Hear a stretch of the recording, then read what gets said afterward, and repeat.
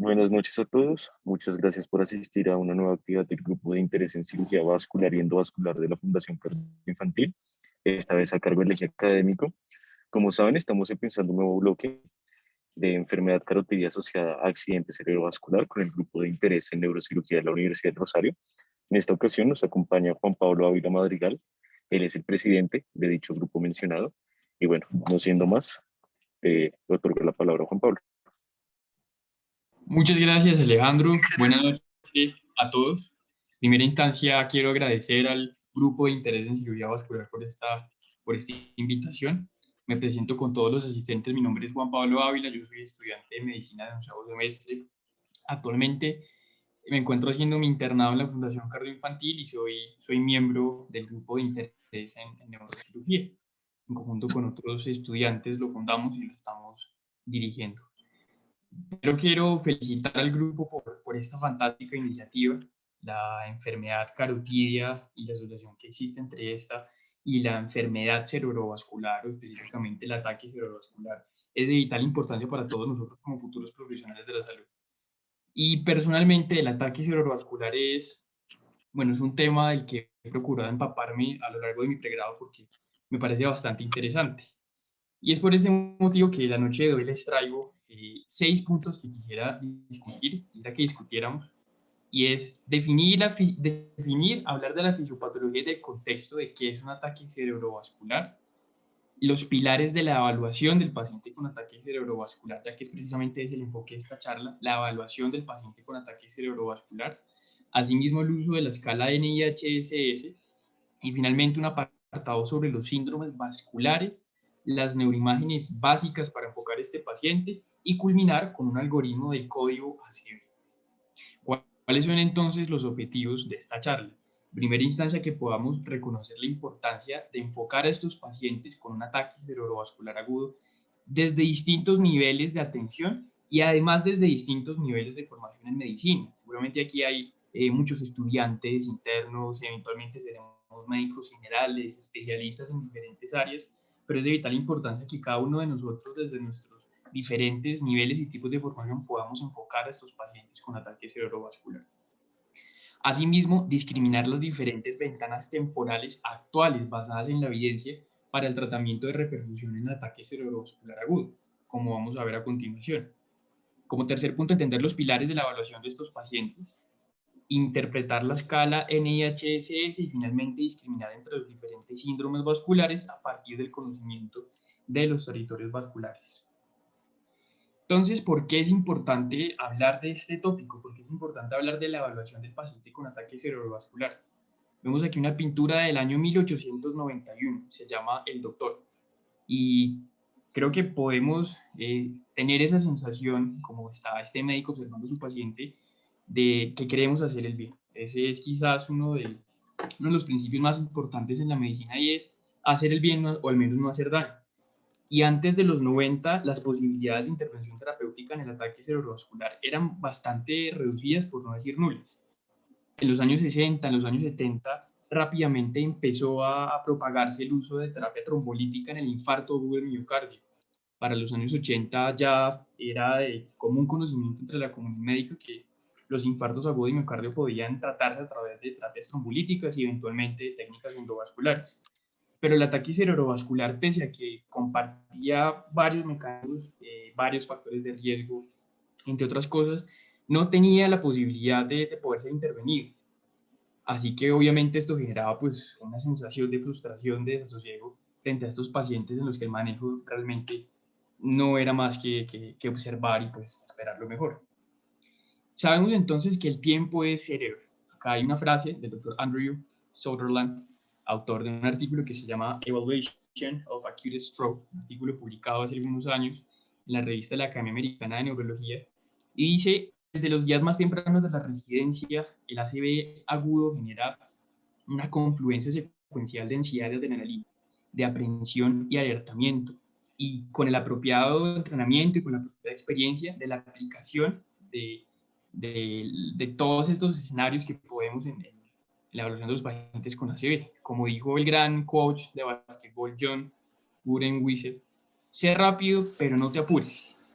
¿Y por qué es que tenemos que hablar de este tema? Entonces, para empezar, ¿qué es el ataque cerebrovascular? Hay varios sinónimos que escuchamos en nuestro medio. El stroke del inglés, el ACV, que puede ser accidente cerebrovascular o ataque cerebrovascular, el ictus en la literatura en español europea, el derrame cerebral, el evento o enfermedad cerebrovascular, el infarto cerebral. Son varios conceptos que pretenden apuntar a lo mismo. Y es lo que estamos viendo en esta imagen, en esta tomografía computarizada, donde vemos una zona hipodensa en el territorio de la arteria cerebral media derecha. El stroke no tiene una traducción exacta al español, pero el concepto pues, más difundido en nuestros medios es el de accidente cerebrovascular, y es incluso el término que aparece en los descriptores de ciencias de la salud en la literatura científica en español. Sin embargo, hablar de accidente cerebrovascular implica que es algo que ocurre de forma espontánea, de forma accidental. Y esto es quizás un error, ya que el stroke es una enfermedad prevenible y además tratable. Prevenible teniendo en cuenta que la mayoría de los factores de riesgo para el ataque cerebrovascular son prevenibles, son tratables, y tratable teniendo en cuenta que actualmente tenemos dos grandes terapias de repercusión, la trombólisis química y la terapia endovascular. Es por eso que al menos en las escuelas de neurología con las que puedo tener contacto, pues los profesores recomiendan empezar a cambiar este paradigma de concepción del ataque cerebrovascular y no llamarlo accidente cerebrovascular, sino llamarlo ataque cerebrovascular. No obstante, sigue la pregunta, ¿qué es un ataque cerebrovascular? En primera instancia hay que discriminar que hay dos tipos de ataque cerebrovascular. El ataque cerebrovascular isquémico, que ocupa más o menos un 80% de los casos de ataque cerebrovascular, y el ataque cerebrovascular hemorrágico, que ocuparía entre un 15 al 20% de los casos restantes. Vemos entonces en la imagen de la derecha una tomografía axial computarizada con una lesión hiperdensa gangliobasal izquierda, que corresponde con una hemorragia intracerebral intraparenquimatosa, posiblemente una hemorragia primaria de origen hipertensivo, uno de los tipos de ataque cerebrovascular. Y vemos que el otro tipo de ataque cerebrovascular hemorrágico que existe es la hemorragia subaracnoidea, en la cual usualmente hay compromiso de los grandes vasos que se encuentran en el espacio subaracnoideo, y por ende el contenido hemático va a estar dentro del espacio mencionado. Les pido una pausa para ver si hay alguien en este momento esperando en la sala. Listo, por ahora no hay nadie esperando, pero yo estoy muy pendiente de eso. Asimismo, vemos a la izquierda una tomografía axial computarizada. En esta oportunidad no vemos una lesión hipodensa compatible con un ataque cerebrovascular isquémico agudo, pero podemos ver que hay una hiperdensidad que sigue el trayecto de la arteria cerebral media. Esto lo conocemos en nuestro medio como el signo de la cuerda, o en la literatura se conoce como el signo de la arteria hiperdensa, y se corresponde con un signo, un cambio isquémico temprano asociado a la oclusión de la arteria cerebral media, por lo cual, al acumularse la sangre en el trayecto de la arteria, pues empieza a lucir hiperdenso. Eventualmente, el paciente el que se le tomó esta imagen, pues, va a tener su hipodensidad en el territorio de la arteria cerebral media compatible con un ataque cerebrovascular isquémico agudo. El objetivo de esta charla es hablar de la evaluación del paciente con ataque cerebrovascular isquémico. Por lo tanto, quizás en otra oportunidad podremos hablar un poco más de la hemorragia intracerebral, de la hemorragia subaracnoidea y otras cosas. Sobre el ataque cerebrovascular isquémico, las guías de la AJA y de la ASA definen que corresponde a un infarto igual que podemos tener un infarto en el corazón. Esto es un infarto ya no del corazón, sino del encéfalo, entendiéndose el encéfalo como la conjunción entre el cerebro, el tallo cerebral y el cerebelo. Es decir, cualquiera de estos tres puede infartarse, y cualquiera de esos tres, pues por ende, puede ser el origen del ataque cerebrovascular isquémico. Pero no se limita solo al encéfalo, porque podemos tener también un infarto de la médula espinal o de la retina. Entonces, eso es un ataque cerebrovascular, un infarto del encéfalo, la médula espinal o la retina.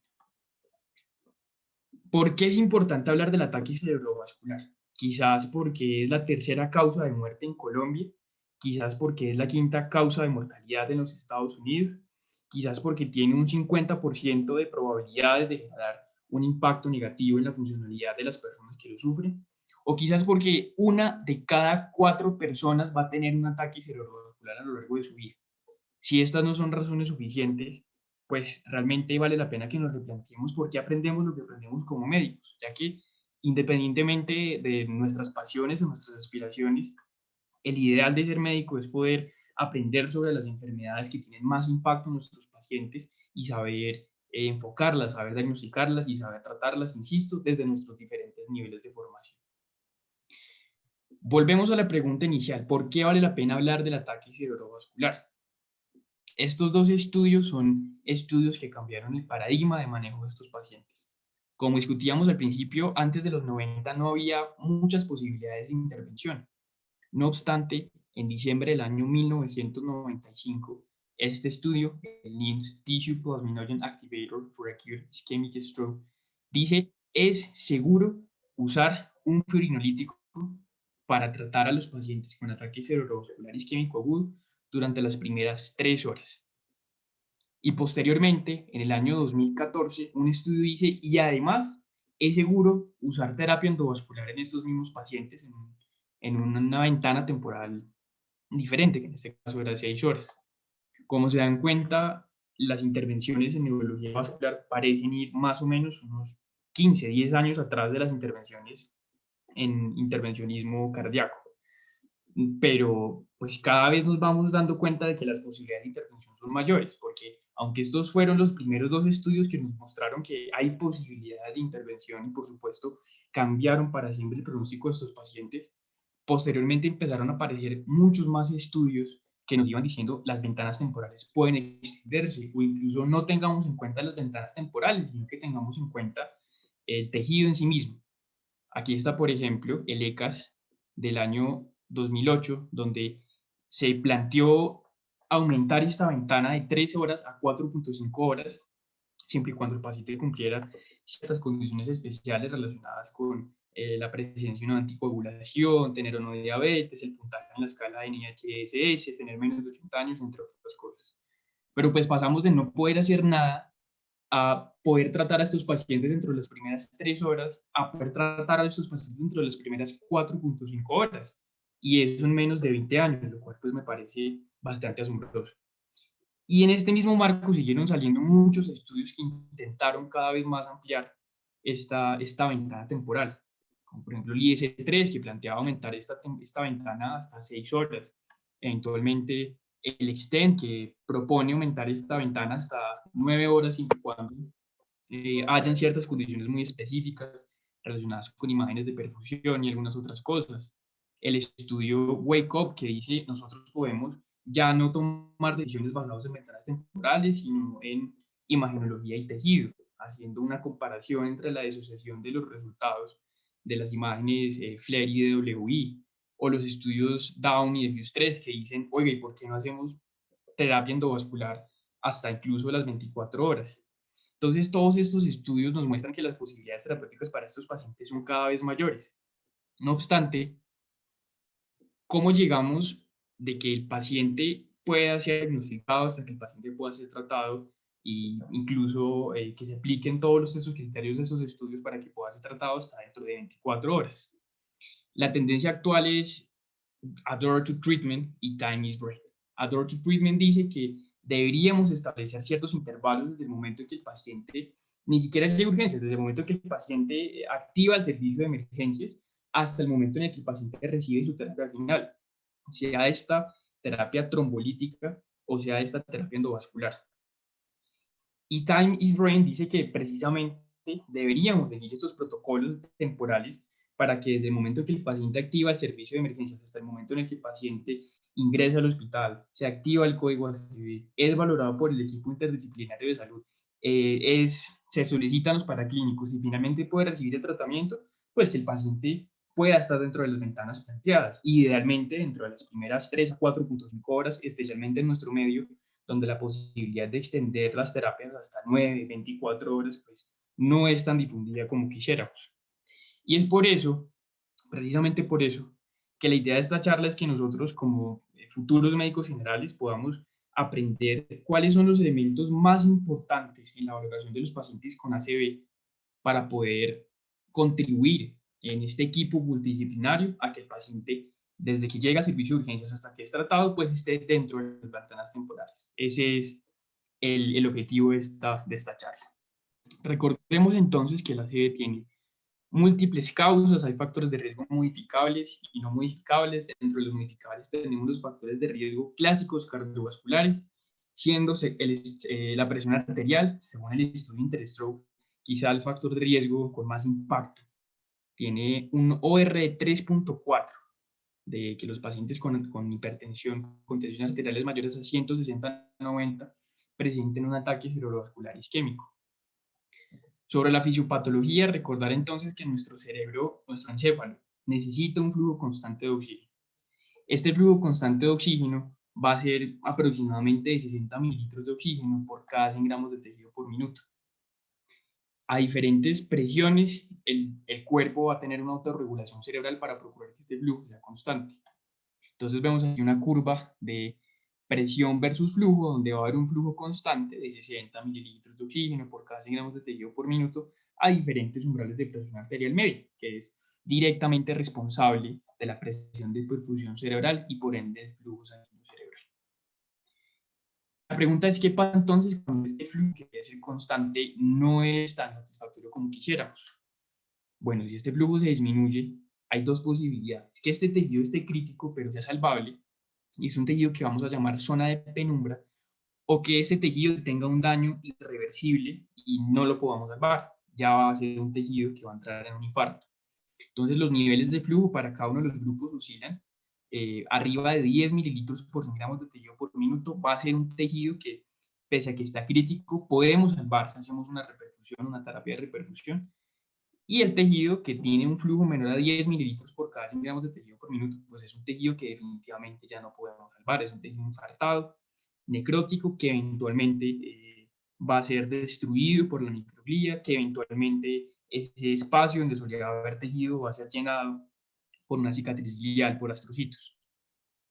Por eso discriminamos el core isquémico, que es el tejido ya muerto, de la zona de penumbra, que es el tejido salvable.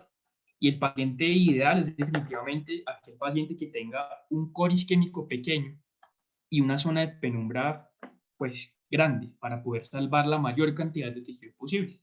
Y de ahí deriva un poco el error de que el tiempo es cerebro. Entonces, ¿qué es lo que sucede fisiopatológicamente con estos pacientes?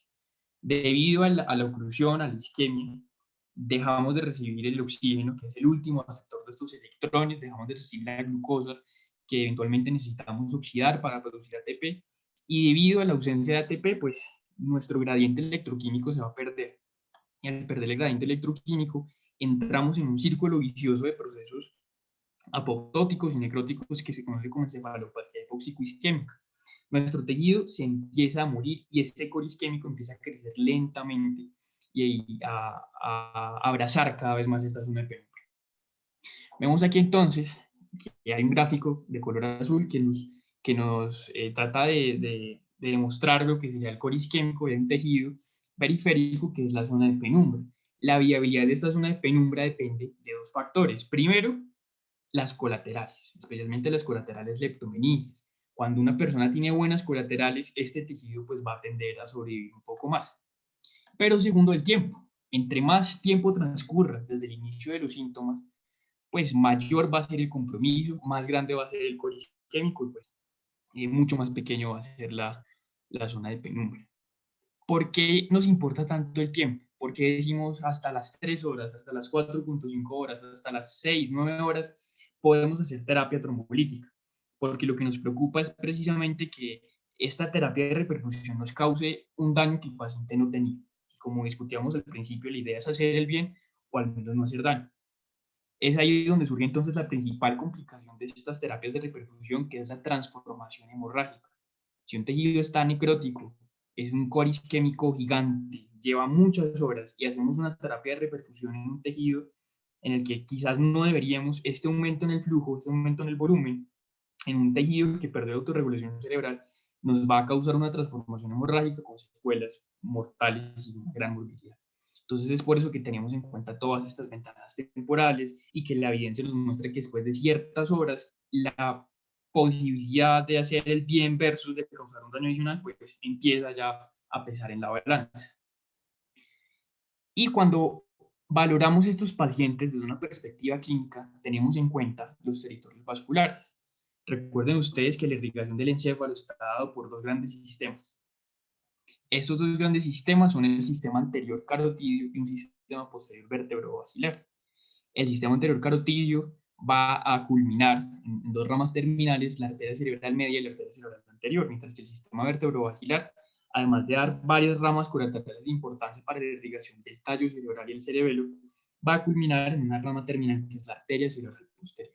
Entonces vemos en este esquema a la derecha que el color rojo representa el territorio de la arteria cerebral anterior, el color amarillo el territorio de la arteria cerebral media y finalmente el color verde el territorio de la arteria cerebral posterior. Cada uno de esos territorios vasculares tiene áreas elocuentes específicas con funciones variadas. Por ejemplo, en la convexidad cerebral que es irrigada por esta arteria cerebral media vamos a tener zonas de importancia como el giro precentral y la representación motora del control motor de la cara y el miembro superior contralateral. Vamos a tener el área del control de la mirada conjugada horizontal, que es el área 8 de Brodmann. Vamos a tener diversas áreas del lenguaje, como el área de Broca y el área de Wernicke, especialmente en el hemisferio dominante, entre otras cosas.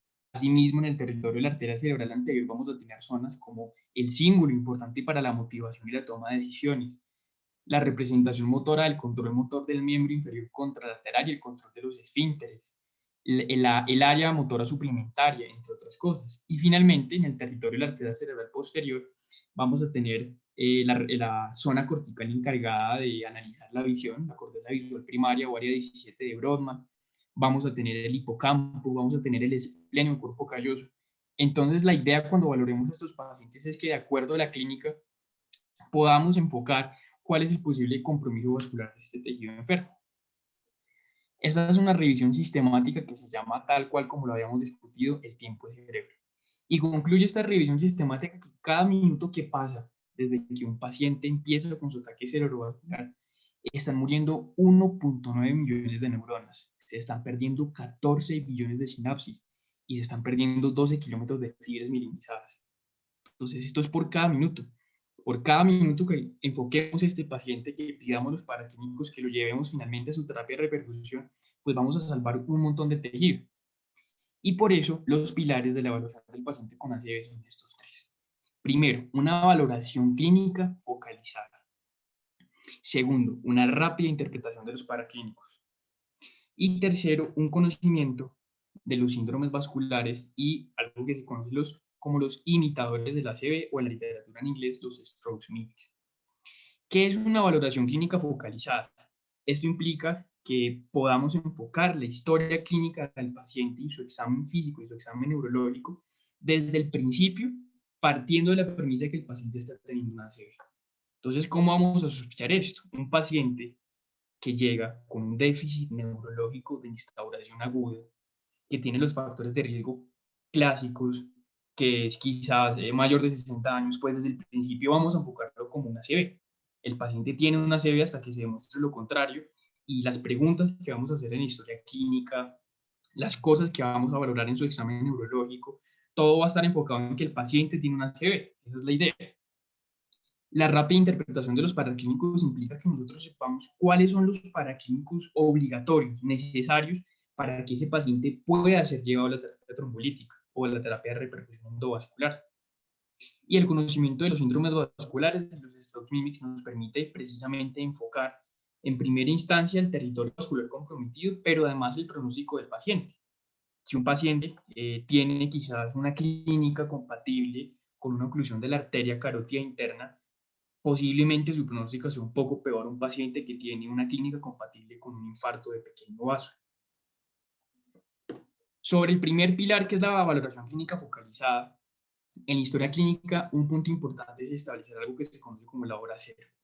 Entonces, la hora cero es la hora en la cual el paciente empieza su déficit neurológico, o también conocida como el último momento en el que el paciente fue visto bien por última vez. A partir de esta hora cero, vamos a empezar a contar el tiempo para aplicar estas ventanas temporales que discutimos previamente, siendo pues actualmente el estándar la ventana propuesta por el estudio ECAS de 4.5 horas. 4.5 horas, siempre y cuando el paciente sea menor de 80 años, no tenga diabetes, no esté anticoagulado y tenga un puntaje menor a 25 en la escala de NIHSS. Pero además vamos a empezar a preguntar por las posibles contraindicaciones para la terapia trombolítica. Entonces hay unas contraindicaciones absolutas para que ese paciente no pueda ser llevado a terapia trombolítica, y estas contraindicaciones se plantean en el mismo marco de la complicación que queremos evitar. Y esta complicación es la transformación hemorrágica. Entonces, por ejemplo, un paciente que haya tenido un ACV isquémico en los últimos 3 meses, que haya tenido una neurocirugía en los últimos 3 meses, un sangrado gastrointestinal en los últimos 21 días, cualquier tipo de hemorragia intraaxial en la vida, que tenga una presión arterial mayor a 185, 110, todas estas cosas nos hacen plantearnos si realmente pues le vamos a hacer más mal que bien al paciente si lo llevamos a terapia trombolítica. Entonces son cosas que vale la pena preguntar o enfocar en la valoración clínica de este paciente. Otro punto importante en la evaluación del ataque cerebrovascular es precisamente la escala NIHSS, la escala del National Institute for Health Stroke Scale, que es una escala validada entre muchos tipos de profesionales, entre muchos tipos de especialistas, para cuantificar u objetivizar el compromiso clínico de esos pacientes con ACV. Vamos a discutirlo en las siguientes diapositivas. Y asimismo, sobre los paraclínicos de importancia están la glucometría, debido a que la hipoglicemia es un frecuente indicador de la ACV o stroke mimic, y la tomografía computarizada simple de cráneo, en la cual no pretendemos ver el infarto, sino pretendemos ver que no haya una hemorragia que nos contraindique el inicio de terapia trombolítica intravenosa. Finalmente, sobre la presión arterial, recordar que si está mayor a 185, 110, pues es necesario bajar esta presión arterial para poder llevar a este paciente a su terapia de repercusión y así evitar una transformación hemorrágica. Entonces, estas son preguntas importantes. ¿Cuándo fue la última vez que el paciente fue visto bien? ¿Cómo fue la instauración del cuadro? ¿Y qué antecedentes tiene el paciente? Haciendo énfasis en los posibles factores de riesgo tradicionales para ataque cerebrovascular que pudieron llevar a ese paciente a tener el mismo, y en las posibles contraindicaciones para la terapia trombólítica. Entonces, aquí están las contraindicaciones que estábamos mencionando: que haya tenido un trauma craneoencefálico en los últimos 3 meses, un ACV isquémico en los últimos 3 meses, cualquier sangrado intracerebral en la vida, un sangrado gastrointestinal en los últimos 21 días, que tenga una neoplasia intraaxial en el momento, que tenga un sangrado activo, que tenga trombocitopenia, que tenga una presión arterial mayor a 185, 110, etcétera, etcétera. Cuando nosotros valoramos este paciente clínicamente, evidentemente lo primero es ver que esté estable. Entonces, por ejemplo, si el paciente tiene un compromiso evidente del estado de conciencia dado por un puntaje en la escala de coma de Glasgow pues bastante bajo, menor a 8, es un paciente en el cual necesitamos asegurar la vía aérea. Las guías de la AJA nos recomiendan mantener una saturación de oxígeno por arriba del 94%, una presión arterial por abajo de 185, 110. También pues procurar que la presión arterial media no esté demasiado baja para así no tumbar la presión de perfusión cerebral, poner el flujo sanguíneo cerebral, y por supuesto usar la escala del National Institute for Health Stroke Scale. Entonces esta escala pretende precisamente eso: cuantificar, objetivizar el déficit causado por el ataque cerebrovascular. ¿Cómo pretende hacer esto? A través de 11 características clínicas. Por ejemplo, el paciente tiene alteración del estado de conciencia, el paciente tiene afasia, el paciente tiene compromiso motor, el paciente tiene himenopsia, etcétera, etcétera. Cada uno de estos puntos nos va a ir puntuando precisamente pues, el puntaje del paciente, y el mínimo es 0 y el máximo es 42 puntos, siendo un punto de corte importante, gracias al estudio de 3, 25 puntos. Además, es una escala validada pues, para ser usada por médicos especialistas, médicos no especialistas y personal de salud no médico, como por ejemplo profesionales en atención prehospitalaria. Evidentemente tiene limitaciones. Por ejemplo, es una escala con muy buena sensibilidad para compromisos de la arteria cerebral media izquierda, pero pues con poca o nula sensibilidad para compromisos de la arteria posterior, la arteria cerebral posterior, por ejemplo. Y aquí está la escala. Entonces tiene sus 11 puntos. Por ejemplo, nivel de conciencia. Si el paciente está alerta, tiene 0 puntos. Si está somnoliento, ya tiene 1. Si está obnubilado, ya tiene 2. Si coma, ya tiene 3. Y vamos sumando todos estos puntos para determinar cuál es el puntaje del paciente en la escala NIHSS. Sobre los síndromes vasculares, la clínica neurológica, como sabemos a los que nos gusta esta unitaria de la medicina, pues es muy extensa. No obstante, aquí hay 4 características grandes de cada uno de los 3 síndromes vasculares abdominales grandes en los pacientes con ACV. Entonces, por ejemplo, ACA, arteria cerebral anterior, el paciente podría tener una hemiparesia de compromiso más del miembro inferior contralateral. Podría tener una afasia transcortical motora.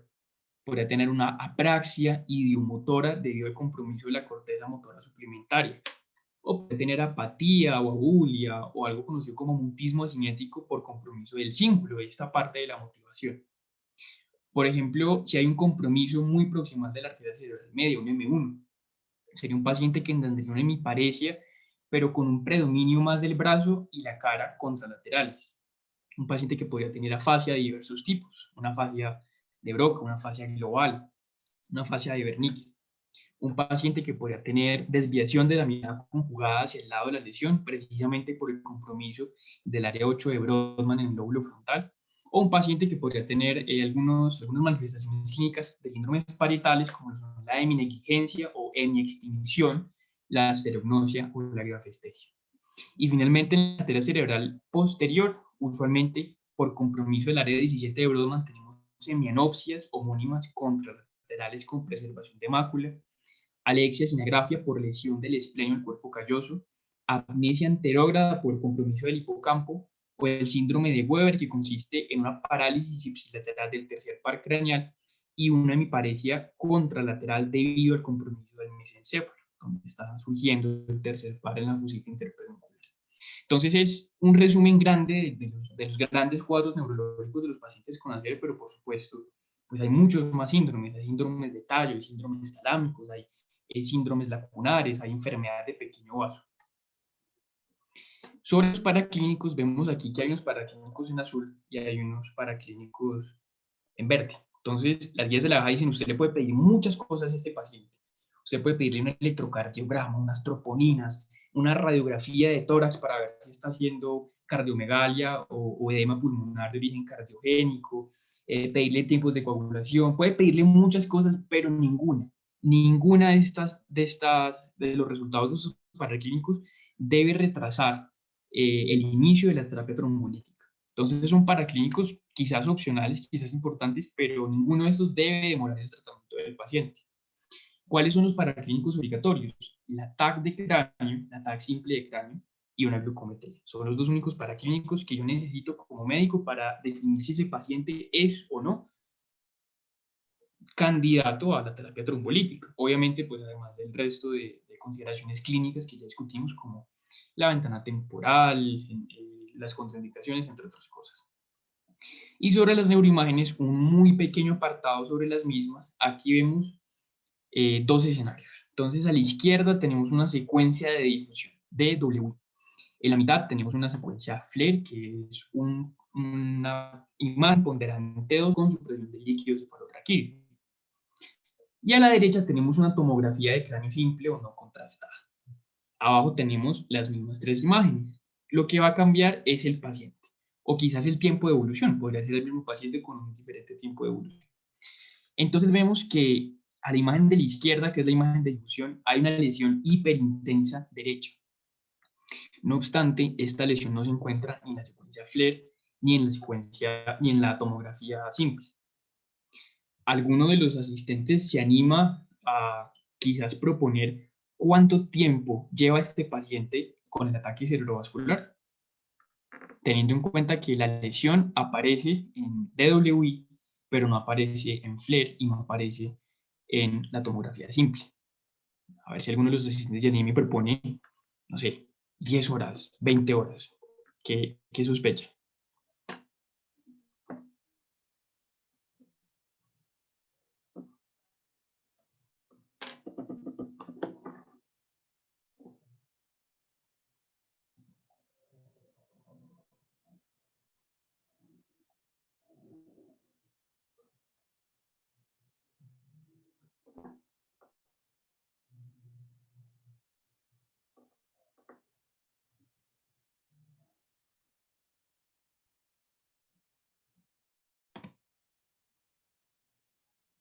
Bueno, pues resulta que las imágenes en difusión aparecen, las lesiones isquémicas en la secuencia de difusión, que es la de la izquierda, aparecen de forma hiperaguda. Es decir, aparecen de inmediato. No obstante, en la secuencia FLAIR aparecen hasta dentro de 4 horas y en la tomografía simple aparecen hasta dentro de las 6 horas. Por ende, en este paciente vemos que no hay lesión en la tomografía, seguramente es un infarto que lleva menos de 6 horas. Vemos que la lesión no aparece en FLAIR, seguramente es una lesión que lleva menos de 4 horas. Por ende, este paciente estaría dentro de la ventana propuesta por el estudio ECAS-3, sí, técnicamente. Entonces, este es un ejemplo de cómo podemos tomar decisiones terapéuticas basándonos en imágenes, basándonos en tejido. Pero vemos en el paciente de abajo una lesión hiperintensa en el hemisferio derecho, vemos que está en FLAIR y en la tomografía vemos que hay una pérdida de la diferenciación córtico-subcortical, que hay un cerebro pues medio congestionado, empieza a aparecer una lesión hipodensa, entonces es un infarto que seguramente pues lleva muchas más horas. Para culminar, este es un pequeño resumen de cómo vamos a enfocar a estos pacientes. Entonces, llega un paciente con una sospecha de un ataque cerebrovascular isquémico agudo. Entonces, un paciente con un déficit neurológico, inflamación aguda, etcétera, etcétera. Nosotros vamos a enfocar a este paciente activando el código ACV. Idealmente, cada hospital debería tener sus propios protocolos. Vamos a hacer una valoración clínica focalizada y vamos a hacer una rápida interpretación de los paraclínicos. La valoración clínica focalizada, los elementos están a la derecha, determinar la hora cero, determinar la presencia de contraindicaciones, calcular el NIHSS. Y a la izquierda los paraclínicos básicos que necesitamos, una tomografía simple y una glucometría. Nos hacemos las siguientes preguntas. ¿La evolución es menor a 4.5 horas? ¿Hay alguna contraindicación para realizar la terapia trombolítica intravenosa? ¿El NIHSS es menor a 25 puntos? ¿La tomografía cerebral es negativa para hemorragia? ¿La glucometría está bien? Y dependiendo de las respuestas a estas preguntas, pues definimos si el paciente es o no candidato a trombólisis. Si ustedes están interesados en saber más sobre el tema o en general en saber más sobre enfermedad cerebrovascular, aquí hay algunas lecturas recomendadas. Está la actualización del 2019, de las guías del 2018, de la AJA y la ASA sobre ACV isquémico. Están los artículos de la Academia Americana de Neurología, los más recientes son de abril del año pasado sobre enfermedad cerebrovascular. Y hay un artículo de finales del año 2019 que se llama ACV isquémico, Ischemic Stroke, de la revista Nature. Son lecturas pues, que pueden usar para profundizar un poco más en el tema. Y muchas gracias por su tiempo, muchas gracias por su interés. Abro entonces este espacio para saber si alguien tiene alguna duda. Acá hay una duda, de hecho. Dice una pregunta. ¿Siempre se debe hacer primero la estabilización del paciente siguiendo la ABCD y luego se hacemos las preguntas para indicar la hora cero y eso? Sí, digamos que el paciente en general en urgencias puede tener muchas cosas cuando llega, pero lo más importante es ver si está estable o inestable, porque seguramente un paciente que está con una insuficiencia respiratoria aguda, sin importar la etiología, sin importar si se debe a un compromiso encefálico o una neumonía, pues es un paciente en el que tenemos que valorar la posibilidad de oxigenoterapia o incluso intubación para estabilizarlo y salvarle la vida incluso antes de tratar la causa subyacente. Entonces es un paciente que esté. Usualmente los pacientes con ACV no están hipotensos, pero si están hipotensos, pues se caería la presión de perfusión cerebral, por ejemplo. Usualmente es lo contrario, están hipertensos. Y si el paciente está con una presión arterial por las nubes, mayor a 185, entonces es un paciente que en cualquier momento puede hacer una hemorragia intracerebral. Si el paciente está saturando mal, si el paciente tiene un compromiso muy marcado del estado de conciencia. Entonces, usualmente lo primero que uno hace cuando el paciente está en urgencias es ver eso, es ver que el paciente esté estable y si no está estable, pues estabilizarlo. Evidentemente, pues si este paciente está inestable y además llega en el contexto de un déficit neurológico agudo, pues además de estabilizarlo, paralelamente vamos a activar este código que mueva, que movilice el equipo de salud encargado de tratar al paciente. Usualmente un equipo de ACV pues está conformado por emergenciólogos, neurólogos, neuroradiólogos, neurocirujanos, neurointervencionistas, pero eventualmente alguien tiene que dar la alerta y pues quizás esa primera alerta, esa activación del código, depende en muchos escenarios de nosotros, médicos generales. Cuando está contraindicada la trombólisis, ¿qué se hace? Si un paciente tiene una indicación a trombólisis química intravenosa, podemos valorar la posibilidad de que sea candidato a terapia endovascular. Entonces, la terapia endovascular tiene sus propias indicaciones. Por ejemplo, que el paciente tenga un curso, pues digamos, esté dentro de las primeras 6 horas desde el inicio de los síntomas, que el paciente tenga más de 6 puntos en la escala de NIHSS, que el paciente tenga más de 6 puntos en una escala imagenológica para tomografía que se llama ASPEX, y que el paciente tenga una cosa que se llama Large Vessel Occlusion o oclusión de gran vaso. En ese escenario, el paciente sería candidato a terapia endovascular, a trombectomía mecánica, e incluso si está más allá de las 6 horas, pues hay varios estudios que avalan la extensión de esta terapia hasta 24 horas cuando se usan imágenes de perfusión, por ejemplo.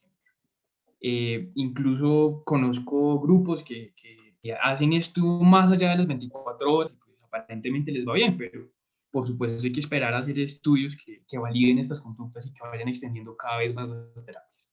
Entonces, si no se puede hacer trombólisis, está la terapia endovascular. Incluso muchas veces las hacen ambas. Hacen tanto trombólisis como terapia endovascular. Entonces, acá traído Juan Pablo, es que siempre he tenido la duda sobre cómo los líquidos endovenosos pueden favorecer el cuadro clínico en pacientes con ACV isquémico agudo. Es decir, fisiológicamente, ¿por qué recomiendan administrarlos? Y eso depende entonces precisamente de la fisiopatología básica que estábamos mencionando. Y gracias por tu pregunta, Laura. Si un paciente necesita un flujo constante de 60 mililitros de oxígeno por cada 100 gramos de tejido por minuto, y ese flujo depende a su vez de una presión de perfusión cerebral que está dada por la diferencia entre la presión arterial media menos la presión intracraneal dividido entre la resistencia cerebrovascular.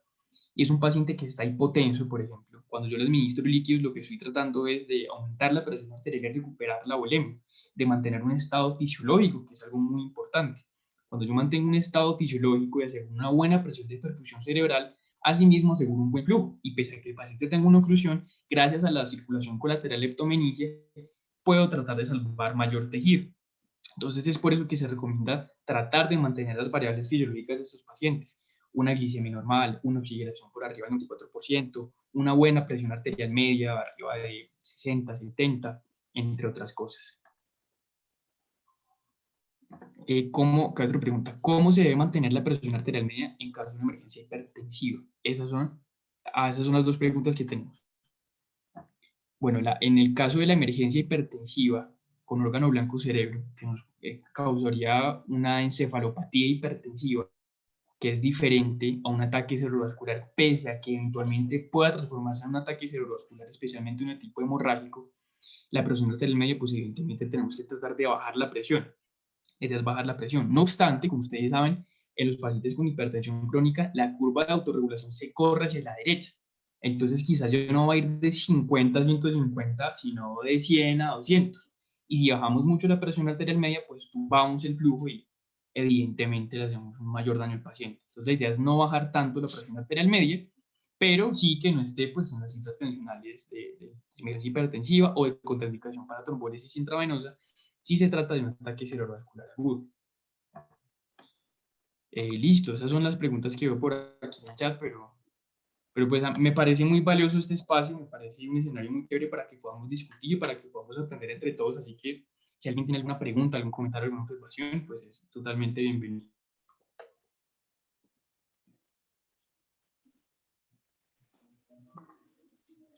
No, pues Juanpa, de antemano agradecerte por la charla. En verdad, la calidad es algo asombroso. Muchas gracias. Me parece que la charla estuvo increíble. No sé si el doctor Barrera o alguien más tenga algún comentario al respecto. Sí, Juan Pablo, yo quiero felicitarte por la excelente presentación. Creo que es una muy buena introducción a este tema. Creo que hiciste un abordaje clarísimo del evento isquémico. Creo que siempre hay que tener a la mano un algoritmo y tener una clasificación para poder actuar consecuentemente con nuestro paciente. Me parece muy importante lo que dejaste claro de los tiempos. Me parece muy bien que se llame la atención, digamos, la misma AJA, la Sociedad Americana de Corazón, hace rato que dijo, ya hicimos todo lo que tocaba hacer por el corazón y más, y ahora era el tiempo de salvar el cerebro. Creo que esto fue lo que más aumentó desde los años, digamos, 1996 hasta los años 2007, 2008, el interés y se produjo toda esta información. El Consejo de Stroke de la American Heart Association trazó unas rutas y creo que los resultados se han visto hacia después de los años 2010, 2015. Y yo creo que casi todos los centros, como lo mencionabas, han establecido la hora dorada y agudizado definir las terapias trombolíticas. Muy importante, nosotros tenemos desde el grupo de cirugía vascular influencia más sobre la prevención del accidente cerebrovascular en enfermedad arteriosclerótica y básicamente con endarterectomía y angioplastia stent de la carótida. Creo que es un tema que nos va a quedar, digamos, muy fácil después de que has hecho esta presentación. Te felicito y creo que pues deben haber muchas preguntas. Hay que perder la timidez para hacerlas. Me pareció, yo mucho tiempo he estado metido en el tema y me parece que hoy tenemos cada vez cosas más claras. Me parece que esa actualización del 2019, las guías de 2018, hay que tenerlas en el bolsillo. Y el cerebro es un territorio privilegiado comparado con lo que les he dicho en anteriores intervenciones con la enfermedad periférica. Por ejemplo, RTPA no está en el INVIMA para enfermedad periférica arterial, por ejemplo. En cambio, sí está en el territorio cerebral. Entonces sería pues un desperdicio gravísimo que los médicos de primera línea y todo el resto de nuestro complejo sistema de salud no tuviéramos que inducir y generar la inquietud, siendo que estos elementos están contemplados dentro del sistema general de salud y que pueden ser suministrados a todos los pacientes. Ese era mi comentario. Muchas gracias.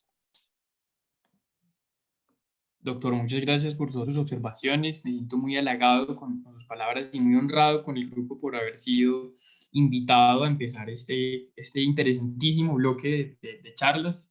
Espero nos sigamos encontrando en las próximas charlas que tengo la certeza van a ser espectaculares. Así que muchas gracias a todos por su tiempo y su atención y nos veremos entonces en la próxima charla. Listo. Muchas gracias a todos. Espero que tengan una buena noche. Gracias.